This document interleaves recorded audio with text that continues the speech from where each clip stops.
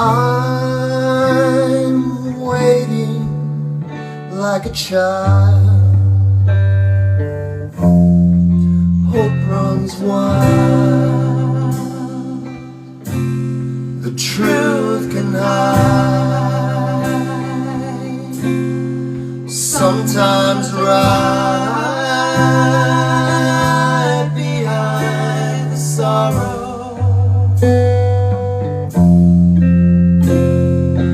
I see beyond the smile. Cheating lie. I'm not blind. Suicide still. I'll be here tomorrow. So leave it alone. Dogs come home. Even the storm finds a place within a hollow. Yeah.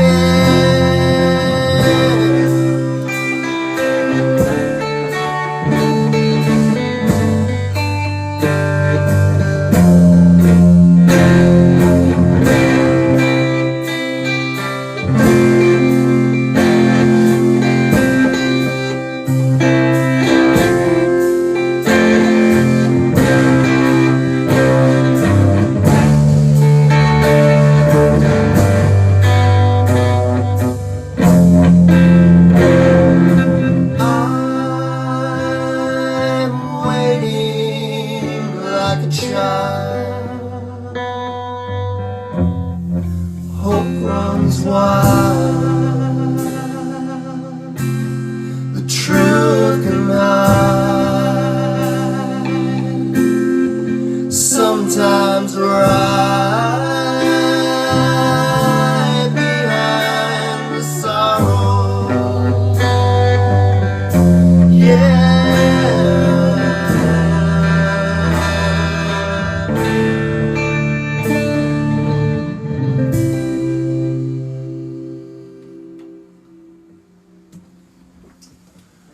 Hey everybody. Hope you're having an all right week.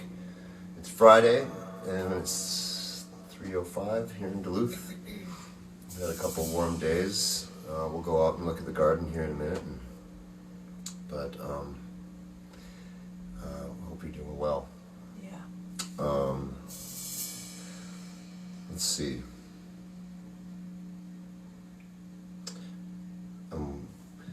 Every time I wear these white jeans, I think of Dean Wareham from Luna. I remember we were at a festival in Spain, and I remember seeing him walking around with white jeans on. I thought that was a good look. Yeah, looked pretty cool, huh?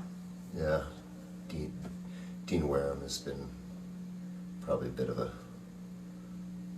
style icon for me. I'll admit that now. Maybe. Doesn't he wear more like button or like He wears like jean jacket, Yeah, that's sharp looking right. jean Yeah, jackets and that's stuff right. like that. And Yeah. I always try to do that, but I'm sharp not. dresser. I don't know. It's not quite my perfect look, but I try sometimes. All right. Anyway, so these trousers are for Spain and for all the festivals that are not happening this summer, and for Dean. All right, let's do Clarence White. All right, coming in. All right, I gotta figure out.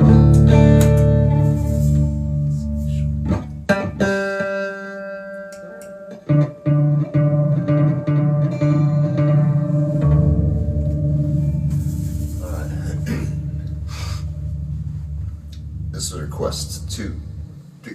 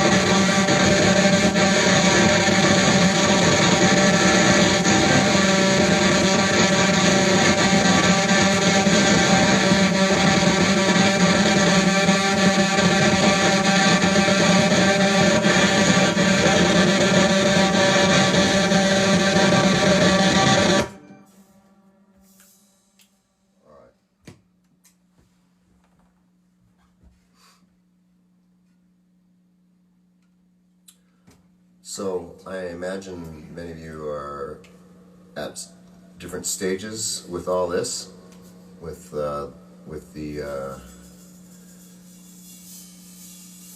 corona going around.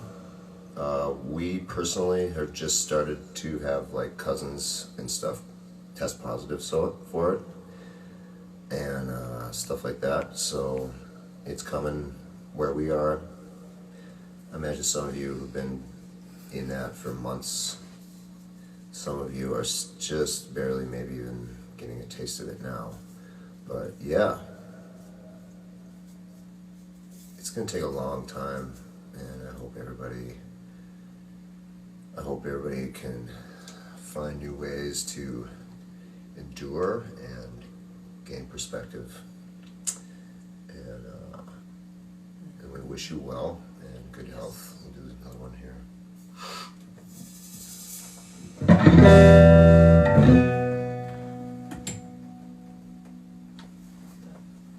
Not that one. Oh, we're just like, okay, sorry. The other one.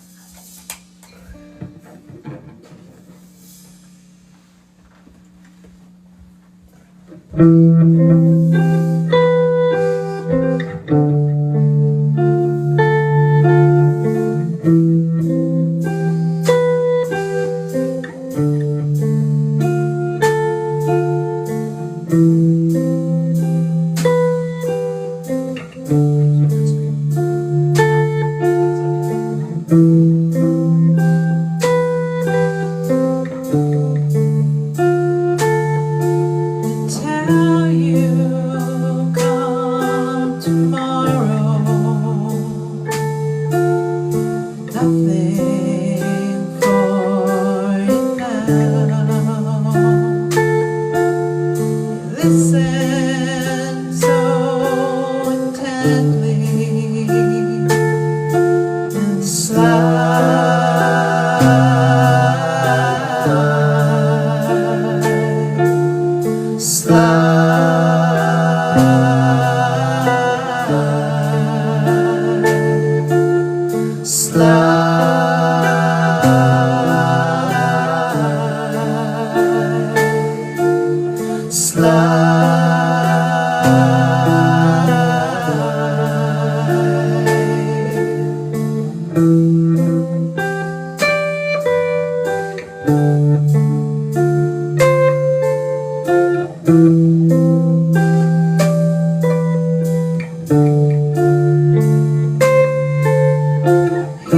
hearing only yourself, you wait for the truth. How can you get it when all you do is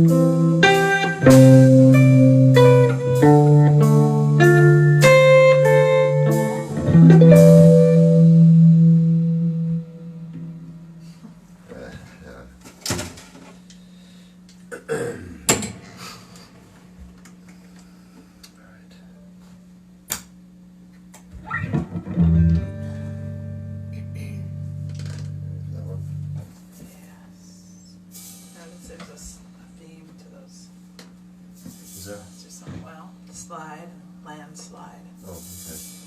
That was completely accidental. right. Any comments or questions, Laurel? No, I'm fine. Okay. All right, Just- good. Alright,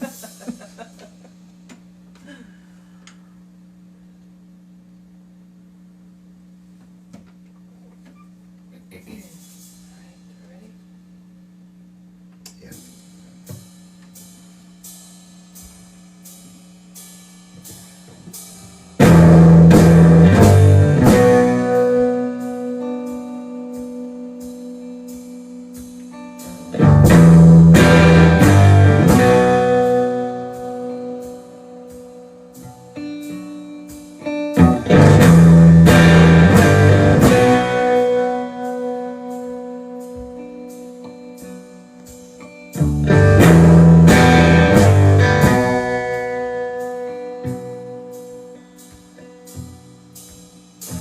Talking out loud. Talk to myself.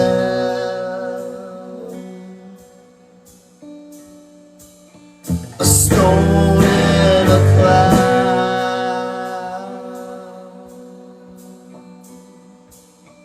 Silence in hell. Look at us now, broken like trees, torn at the mouth,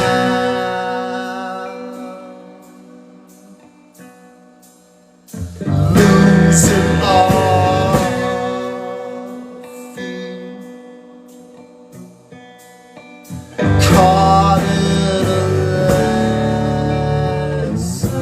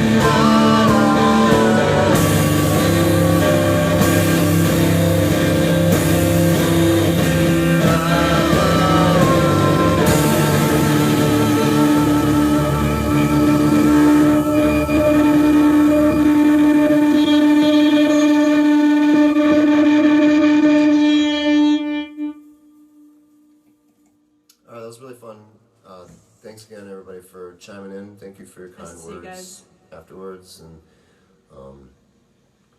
And I think we'll go to the garden now. So if you're really into music and you don't like gardening, you can shut it off now. And if you really don't like music, but you're into gardening, welcome to the show.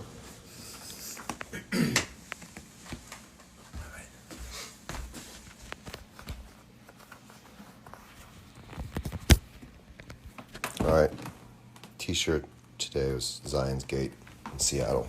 Awesome store.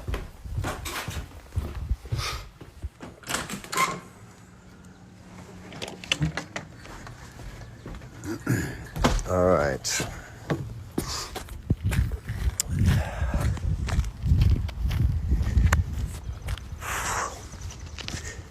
Well, you'll have to forgive me. I'm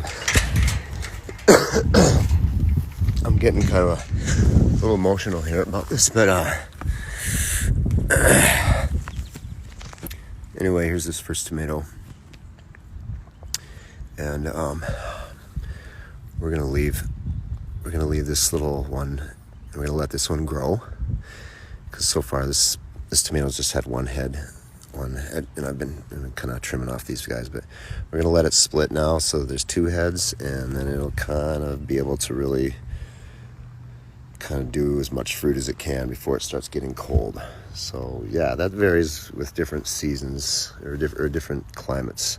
You know, if you have a hot climate, you can run it in a line for a long time and keep taking off the suckers and just keep it in one line, and it'll just keep producing for months. But if you have a colder climate, you kind of want to just get the plant to get up, let it split a little bit, and kind of let it get its fruit happening and done before it loses energy. This is the second one. This one's still just going straight up. Anyway, these guys are doing all right. Oh, I was going to tell you there's this one thing. Here you go. This one's starting to produce, and it's got fruit here. And when you have tomatoes, when they start, the flower, there's the blossom, and then this is the what's remained from the. Oh, there it is. It just fell off. Anyway, that comes from the blossom. That's the leftover from the blossom. And kind of once the tomato gets going, you wanna take that off, because it'll actually it'll kind of. There you go. So you take that little paper or that leftover dry flour off, because if you leave it on, it'll kind of, sometimes it'll misshape. It'll kind of get in the way of some of the growth, and it'll make the tomato all weird.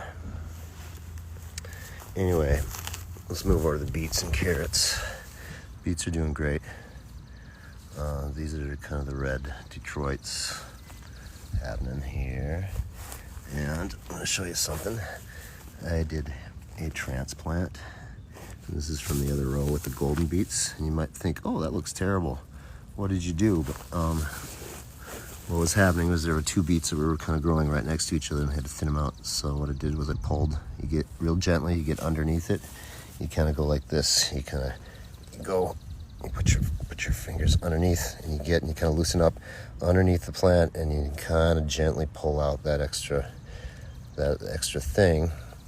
And then you go and very gently put it in place like this, and you water it, and it looks like it's died, but it hasn't. It's going to, it'll wake up and shoot up new leaves and get going, and it'll be fine. These are carrots. All right, sorry, my shadow's in the way. All right, these are volunteer tomatoes. And volunteer tomatoes are tomatoes that grow, that come in from last year. There must have been a tomato or two that fell down off the tomatoes I had here last year, and they start growing on their own. So I'm just I'll leave these ones in and see if they do anything. Also, this is really awesome. This is this stuff that just grows naturally on the ground, and I forgot what it's called, but yeah, this is. You probably know what it is. It almost looks like a succulent, but it's just weird. But I don't know. I can't remember what the name is. But our friend Denise from Mexico was visiting one time, and she said, "Oh, this is edible." So there we go. I'm eating some right now. and it's kind of tangy and probably good for you. All right, let's go look at cabbage. Something's eating holes in it, but I can't find it. And the purple ones, isn't that beautiful? Get my shadow out of the way. There we go. All right. This is that plant I talked about last time that somebody gave me. Again, I don't know what it is, but it grows, comes back every year and has these little sunflowers on the top. And right now it's knocking on about 6.5 feet tall. Oops. All right, this is very exciting. Peas. And these are the kind you can just eat right off the vine when they're like this. And they're awesome. And this is a thistle that I'm growing. I just kind of let grow. And it has these awesome flowers. Fried eggs. Pumpkins. Giant pumpkin. I don't know, it's not really blowing up this year like it usually does. But, all right, well, here's the golden beets coming along real well. There's one I transplanted. Yep, it looks like it's dead, but it'll come back. But, all right, well, that's about as far as I can get in there. You can see the Japanese lilies back there, and there's some more tomatoes. I harvested a whole bunch of arugula this morning. That can get pretty wild. And the strawberries are finally ripe. So anyway, I hope you have a great weekend. 4th of July, bake a pie, eat it, go to the beach, burn the flag, whatever you got to do, man. We'll see you soon. And we're gonna back up here. You can see the dry lawn because it's been really dry here. And this. All right, so it was great to see everybody. We'll see you next week. Steve's down in Minneapolis, and we're glad he could come last week. Maybe we'll get him again in another couple weeks. All right, peace on earth, everybody.